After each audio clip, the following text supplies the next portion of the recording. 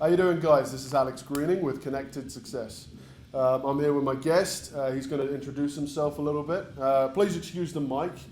We did have an actual setup. Unfortunately, we had a little bit of technical difficulty, so we're going to have to pass this mic around like amateurs. All right? Hello, ladies and gentlemen. I'm Jordan King. I'm an athlete for the Ottawa Sooners and Ottawa Invaders, which is just the local Ottawa football teams. So tell us a little bit about your goals. So we're talking career, we're talking things that you want to do in terms of anything to do with health, happiness, that kind of thing. A couple of my goals are, one, to become a personal fitness trainer, and the other is to become a pro athlete at either the CFL, the NFL, at a couple of the European teams that they have out there. And as far as personal fitness goes, I've been training for the past 2 years, EPA, with my friend Alex here, and just trying to get in the best shape as I can. You say you want to be a personal trainer, that's awesome. Obviously, I am too, guys, if you're in the area. So if you could just go through the kind of obstacles you faced so far. Obviously, you said that you've been playing Sooners, Invaders. What kind of obstacles have you come across playing football so far? Some of the obstacles have always been A, focus, and B, just mental toughness. Mental toughness is probably the most important thing for any sport, because you have to go in every day like you're going to lose your job, because that's what in the end it is. It's your job, and you're there to do your job, and if you're not doing it well, they'll definitely find someone to replace you. And another one is just determination and focus, keeping that drive, keeping that I'm going to do everything that it takes just to get there. And it can't stop, and if it does stop, then that's pretty much your time to end. Oftentimes there's downtime that's, and I don't mean downtime in terms of relaxation, I mean downtime in terms of the depressions and like you said, the mental toughness it takes, not just with workouts, but the fact of driving yourself towards that goal. Like, has there been any times where you've really doubted yourself and doubted what you're doing? There's definitely been times, like, when I first started, I didn't know if this was for me, if this was what I wanted to do full time, or if I wanted to chase a career in being a pro athlete. And depression really struck when I got sent home from the Red Blacks rookie camp. No fault of their own or anybody else's, just a flaw in the system, and that just put me on a spiral down towards like just depression, giving up on working out, giving up on football, just staying at home, laying on the couch, doing nothing with my life, and just turning to pretty much alcohol at one point and drinking every night. And it really like put a strain on what I wanted to do, and it got in the way of some of my goals that I wanted to achieve, such as being a pro athlete in the CFL, NFL, regardless of where it is. And it just really took a toll on me mentally and physically. Depression is just it's super hard on you. It's something that's hard to get by unless you have a good support system and you reach out for help, which is one of the most important things that a lot of people don't take into account, that most people just aren't gonna reach out to you and say they're depressed or, hey, I'm having a hard time. Like, you have to kind of like badger them into it and make sure that you know they're there for them. And that's why I have a great support system. My girlfriend, my mother, my sister, my whole family, all my friends, they've done nothing but support me the whole time, and I've slowly gotten over it. I'm still dealing with it. It's not gonna go away. And it's just something that you have to start every day like it's a new day, new workout, new practice, and you just have to think that nothing's gonna deter you from accomplishing your goals. Nothing's going to stand in your way, whether it's your mental toughness or something you have to do physically. It's just not going to stop you. Okay, so as you mentioned, the Red Blacks rookie camp. Now, can you elaborate on that a bit? Like what the process was, what the issue was, like how bad did it get? Like how did you feel when you found the issue out? It was just like a minor thing. It was they had a age limit for prospects, I guess, and it's called a territorial exempt. So the age limit was 23, and I had missed it by 17 days. So unfortunately, wow. they had to send me home early. But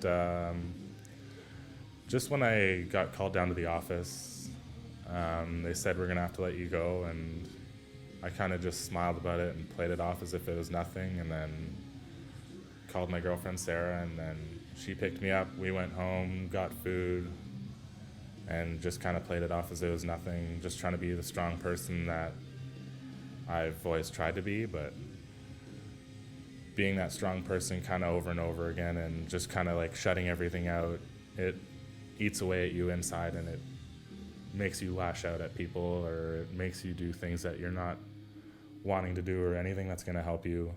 So eventually I just kind of dealt with it, talked about it to everybody, and let it kind of fester for too long, to the point where I was about to lose everything in my life, girlfriend, almost life itself. Just stuff that's not, it doesn't need to be ended that way, and it doesn't need to be, you have to think of the people around you that are supporting you and that are there for you. And that's the one thing that's stuck in the back of my mind, like the people I'm here for, the people that I'm doing it for, and the people that affect my life, and I for them. Yeah, that's awesome that you got a good support system in place. Like, there's a lot of people out there obviously don't have that. As you said, you were planning to move forward and start training, start coaching other people. Now, if you want to, if you could just elaborate on that a little bit, like, do you have a specific niche or a particular field that you want to enter into for that? I've always loved being an athlete, and I've always wanted to coach younger athletes and teach them about everything that I know, everything that everybody's ever taught me. Just the way that even when I was training at EPA with Pat Woodcock and Donnie Ruiz, they helped me through a lot, and just training-wise, they broke me mentally and toughness-wise.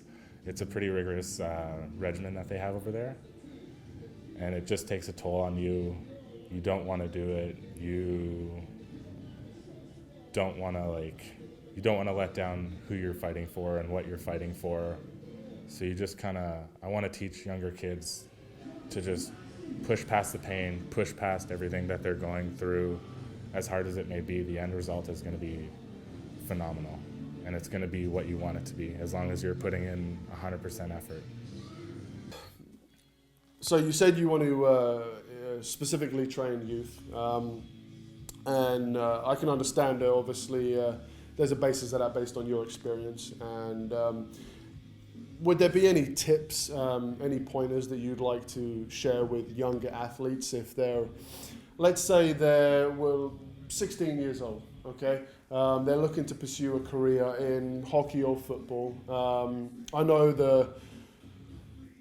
the processes they're going to be similar, but I know that there's going to be some pretty drastic differences in specifics. But in terms of goal setting, in terms of going after something that you want, is there any kind of tips, any advice you could offer these guys? My advice would be just to stick to one sport. As much as being a multi-sport athlete is fun, in the end you're only going to be able to do one career sport unless you're Barry Sanders or Michael Jordan. You're not going to be a multi-sport athlete. So just pick something that you love, pick something that you know you're going to enjoy doing, and pick something that you can see yourself doing day in, day out. And it's going to be repetitive, it's going to be hard, but if you love it and if you love your job, then you're not going to have a problem doing it. You're not going to have a problem with training every day for it. You're not going to have a problem with sticking to a strict diet, because it's all a part of the job. Your body is your greatest asset for any sport, personal training wise too. Like, your body is your holy grail. So you've established your goals. Now, where do you see yourself in 5 years' time or 10 years' time? What kind of position do you want to be in life? 5 to 10 years, I'd hopefully like to be at a pro level of football somewhere. If not football, I'd love to be a personal trainer with plenty of experience trying to open my own gym, training my own clients, doing online, anything I can do to help anybody who doesn't know where to start or doesn't know the specific things that they want to do to change their life in a way of like health and fitness. So you mentioned opening in your own place, and I like the fact that you mentioned that you want to help people. I've kind of been placing myself upon this path for a while now. Asking me 5 years ago what I wanted to do, it would have been something that made me a lot of money. It would have been something entrepreneurial that made me wealthy, made me rich, made me free. At the end of the day, freedom is what I was after. But quite recently, I've kind of had the ideology placed upon me that helping people is the number one way to get happiness overall. Like ever since I've kind of adopted the idea of trying to help people, life's been kind of giving me positive feedback. So positive things have been happening on a more regular basis.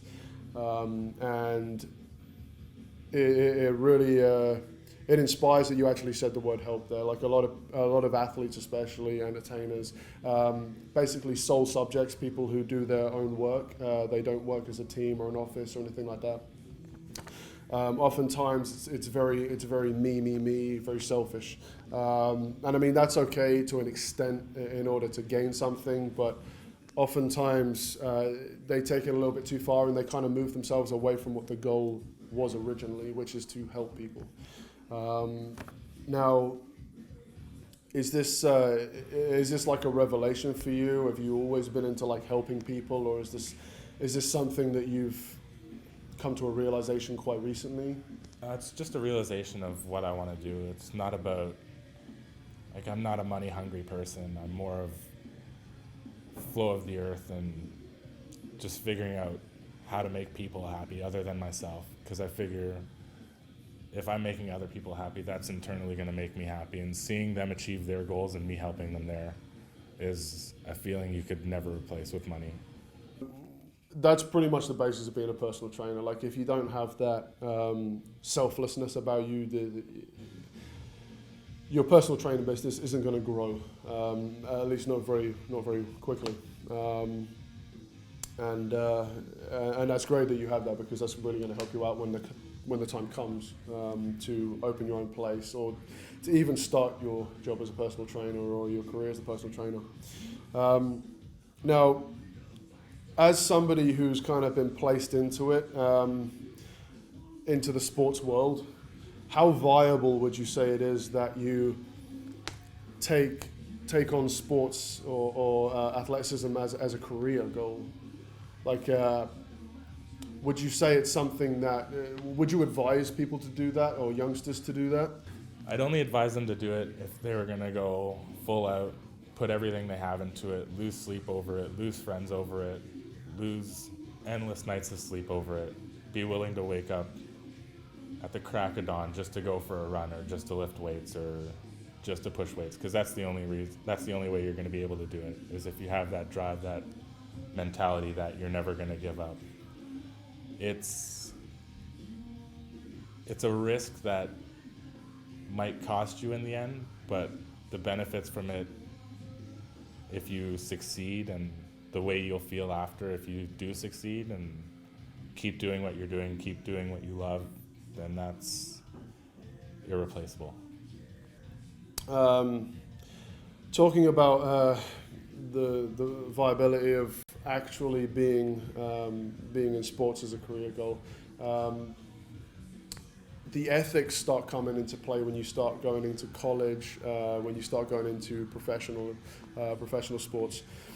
And of course I'm talking about steroids.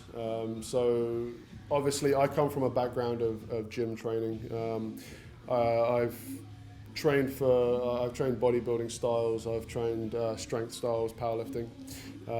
I've attempted strongman styles of training. I say attempted, that's the key word there. So obviously it's pretty abundant when I go into the gym. I can usually tell who's on them, who's not on them. And to me, it's not a big deal. I don't see an issue with it as such. But like I said, it's because I'm in an environment where it's not really frowned upon, right? Like most people do it, so why not? Now, in terms of sports, it's a huge understanding among people that actually take steroids that steroids are abundant in sports. And I mean, it's been proven time and time again through court cases and such, as well as obviously athletes coming forward, talking about it on interviews and such. But in terms of the level you were playing at, did you have any personal experience? Like, were there people you knew? I obviously don't name any names, but is there were there any athletes you knew that took them? Was there any pressure to take them or anything like that? In my personal environment, no. There was no pressure or anything. No one I knew was taking them. For the most part, it was guys just wanting to work hard, and for as far as I can see, it was just guys who wanted to win and play at their highest level, and were training that way. As I was saying, with athletes coming forward and talking about it, what's your opinion on that? Like, how do you feel about some of your favorite athletes, whether it's football players, whether it's hockey players, whether it's anyone? How do you feel when you find out someone like that is taking performance enhancers, and that most likely some of your favorite athletes are probably taking them too? What's your opinion on that? I don't really have an opinion on it. It's more personal preference for them. If they feel that that's going to get them to where they need to be, and they end up taking them and they don't get caught, and in the end they're one of the best, then they did what they had to do to get to the top. And it's not frowned upon in my eyes. It's just, if that's what you think that you need to get to that level and get to that high-end pay or high-end job, or if you need to push that extra weight and you feel that you need that to help and you're not satisfied with your goals, then it's just based on personal preference. If you're not feeling that you're good enough and you end up taking them and you feel better on them, then all the power to you. But for personal preference, it's one thing that's never been for me and never will be. Okay, so that's all we have for today's interview. Tune in for more interviews. I'll be doing some more animations for you guys, so check them out. If you enjoy some of the information in this, please subscribe, like, and share on your Facebook. Have a good one.